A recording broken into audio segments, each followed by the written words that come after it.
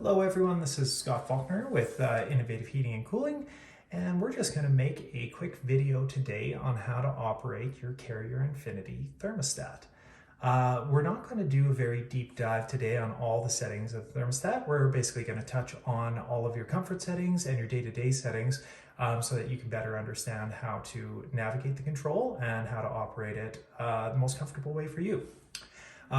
So you'll see here on our control that we have ours hooked to the internet, as noted by the signal strength in the top right. Also, the weather is showing, and that is something that we'll go through really quickly in the menu to set up for you after you have it set to the internet. But it is a nice feature. It gives you a little bit of a run out as to the forecast and kind of always tells you what it is outside or what to expect. But once you get into the main control here, a couple of the main features in here are, of course, our zone control, which you get into by tapping onto that setting there. This will give you an option for all of the zones that you have in your house. It is also not required to have this system set up with zones in your house. You may have this control and no zones, in which case you will not have additional options here and you don't have to worry about this portion at all.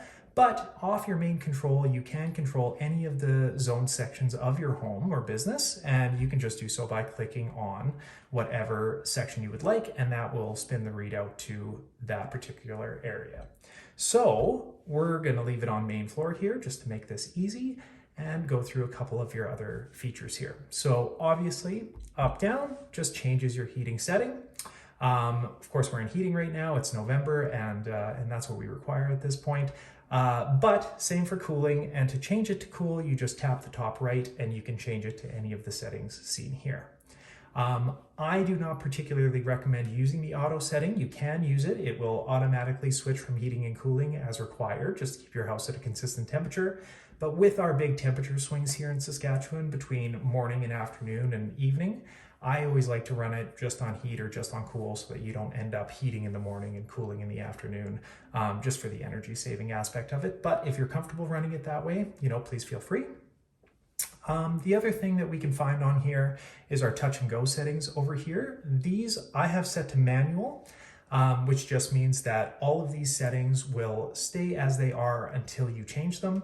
But you can, of course, set up all of your different profiles, and it will operate then on home, away, sleep, or wake like a programmable thermostat would. Or if you're using it in a cabin application, you can actually just set your away status. So if you wanted to have your thermostat set back to 12 or 15 degrees while the cabin's not in use, you could just hit all zones away when you leave, and it'll automatically do that. And then you can just hit home when you're back, and it'll go back to your standard settings. In here, most important thing in Saskatchewan in the winter, as far as I'm concerned, is keeping your humidity in check. Because of course, too much humidity in your home in the cold weather will cause sweating on your windows, which can then damage your casing. And too little can actually cause any wood in your home to shrink and crack. So I like to pay close attention to my humidity to make sure that it is where you want it to be. And depending on what you have for windows, if they're dual or triple pane, you can have it anywhere in between 30 and 40%. The more efficient your window, the higher you can have your humidity without causing any issue. Of course, keeping in mind that as the temperature outside gets colder, you will need to drop a little bit of humidity out of your home to ensure that your windows aren't sweating. Also important to note, in the very cold weather, leaving blinds up so that airflow can get to your windows will keep your humidity from clinging to that window as well, and that will help stop your window from sweating. But in here, you have your top two settings, which are your humidifier settings. Of course, we have ours on. I am humidifying this to 40%, but you can adjust it to where you're comfortable. Cooling humidity is actually set to dehumidify your home because an air conditioner is actually a dehumidifier. So I like to set mine to about 52, and I like to use the overcool feature, which means that if your home is quite humid or you're just turning it down, quite a bit, first time you're using it in the summer, you can use the overcool feature and it'll actually cool your thermostat a little bit, or it'll cool past where your thermostat is set to get that humidity out of the air. But once it is at the point that it is trying to shoot for, it'll then just operate as normal. There's no right or wrong way to use this. It's really with what you're comfortable with. So you can set that as you like. Your heating and cooling fresh air are your HRV controls. So in this case, this is what does your dehumidification in the winter. And we have a couple options on how to set them. There's the auto and manual option, or off entirely, which I would not recommend in our winters. And you can always press the info button and it'll give you a larger write-up as to what these different options are and how to set it. So in this case, we have, of course, the auto setting, which is dictated here, and then our manual setting, which is just going to run your HRV on a manual mode, so it does not actually read or react to the humidity in your home. It's just operating. So on auto, we have three options. We have high, medium, and low. Auto on high would then, whenever it does need to dehumidify, it'll kick your HRV or ERV into high speed and get your humidity down as quickly as possible. I like to run mine on low so that it has a little bit more time to react. The system will operate it as it needs to maintain your humidity. So unless you have an issue where you're generating a lot of humidity, low speed on your HRV is generally plenty to actually keep your home in check. But if you want to run it constantly or run it 15 minutes out of every hour, say, you can use the manual feature, which if set on high, will run it on high all the time. If set on low, we'll run it on low all the time, but then you can go down into the 75, 50, and 25% ranges, which are actually how many minutes it'll run out of every hour.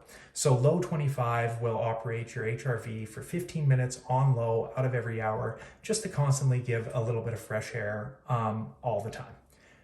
My recommendation is to run it on auto and low, but again, this is a comfort setting. You can run it as you like, providing that you're watching your window sweat and to make sure that your house isn't getting too much or too little humidity, just to ensure that nothing is being damaged.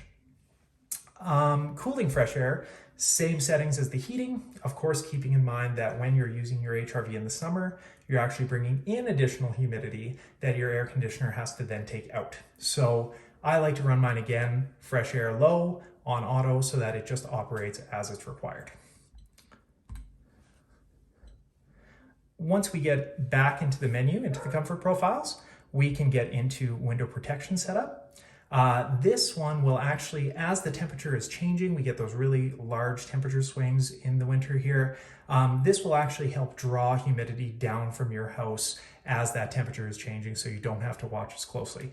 This does have an ability to over dry your house, so it is something you still need to be aware of, although I have found their settings to be really quite good, so I have not found that to be an issue, but it is something that is always recommended to watch, and you can set your humidity down to wherever you like it for that humidity control. You could use this or not. Again, it is a comfort setting.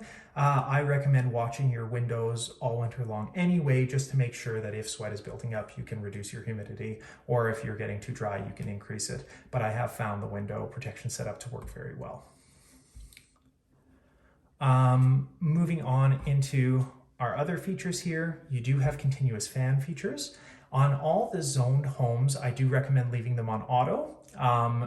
By turning one zone or more onto a constant fan, by running it on low, medium, or high, you are using a communal return in all of our systems, or in almost all of our systems, which that means you are going to be taking some of the heat out of different areas of your home and distributing it to the area that has the fan on. This can cause your thermostat to, or your zone to not always be at the temperature that you have it set for. So by running it on auto, you will not have that issue. But there are some times that you just like to have that fan running. And again, it is a comfort setting. You can run it however you like. These are just preferences of mine, and I'm just trying to do my best to illustrate how you can operate the different features here. You can also go into, of course, your date and time settings at all times to make sure that, that they're set correctly. And you can go into your daylight savings times and actually not use the daylight savings settings at all in Saskatchewan. You can just click the no button to make sure that nothing actually changes, because we don't observe daylight savings here. When we get into the menus, you can continue to go down. If you do not have your wireless system set up, I would recommend it. You can just pop in here and go through the connection setup. It would be up where a disconnect is showing right now if you do not have it already connected, and you can go through it there.